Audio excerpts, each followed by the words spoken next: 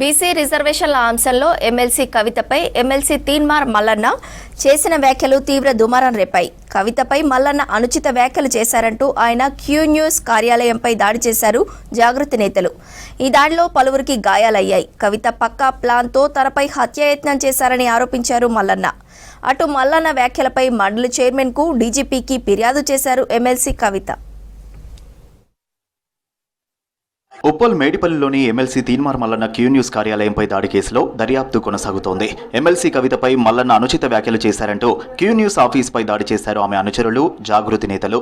ఆఫీసులోని ఫర్నిచర్ను ధ్వంసం చేశారు. పరిస్థితి ఉద్రిక్తంగా మారడంతో మల్లన్న గన్మెన్ గాల్లోకి కాల్పులు జరిపాడు. 5 రౌండ్లు కాల్పులు జరిపాడు.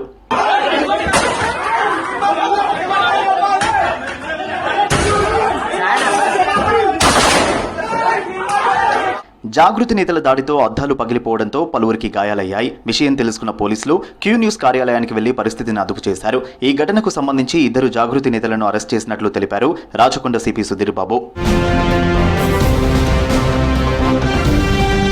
ఎమ్మెల్సీ కవిత ప్రధాన అనుచరుడు కంచర్ల శివారెడ్డి ఈ దాడిలో కీలక పాత్ర పోషించారని తెలిసింది. ముఖానికి మాస్క్ పెట్టుకుని అనుచరులతో వచ్చి కర్రలతో దాడి చేసినట్టు సమాచారం. మల్లన్న గన్మెన్ చేతిలో ఉన్న గన్ తీసుకుని ఆయనపై దాడి చేసే ప్రయత్నం చేసినట్టు తెలిసింది. మేడిపల్లి పోలీసులు శివారెడ్డిని అదుపులోకి తీసుకుని విచారిస్తున్నట్టు సమాచారం.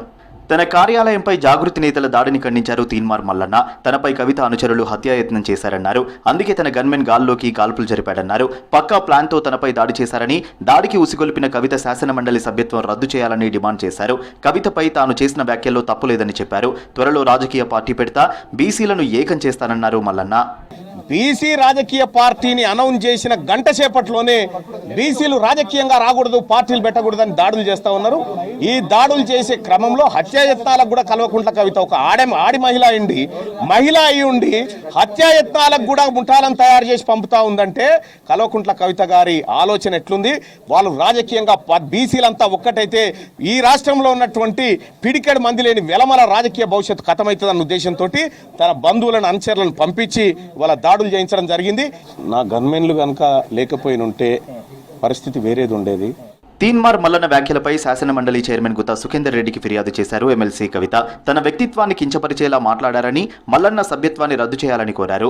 ఆ తర్వాత మల్లన్న గన్మెన్ కాల్పులు జరపడంపై డీజీపీకి ఫిర్యాదు చేశారు కవిత. మల్లన్న ఆదేశాలతోనే కాల్పులు జరిపారని, ఆయనపై హత్యాయత్నం కేసు నమోదు చేసి అరెస్టు చేయాలని డీజీపీని కోరారు. లా అండ్ ఆర్డర్ ఏఐజీ రమణకు ఫిర్యాదు లేఖ అందజేశారు.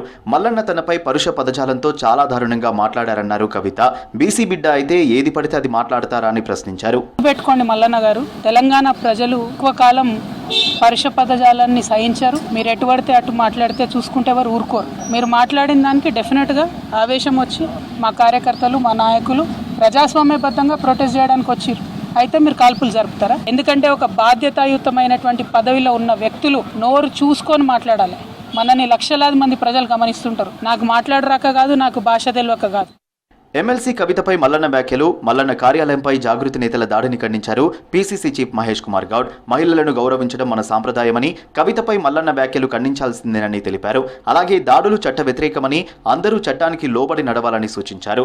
దాడి, గన్మెన్ కాల్పులపై చట్ట పరిధిలో విచారణ జరుగుతుందన్నారు పీసీసీ చీఫ్. అలాగే బీసీ రిజర్వేషన్లు కేవలం కాంగ్రెస్ కృషి ఫలితమని, వేరే వాళ్లు ఈ విషయంలో లబ్ధి పొందాలని చూడడం సమంజసం కాదన్నారు మహేష్ గౌడ్.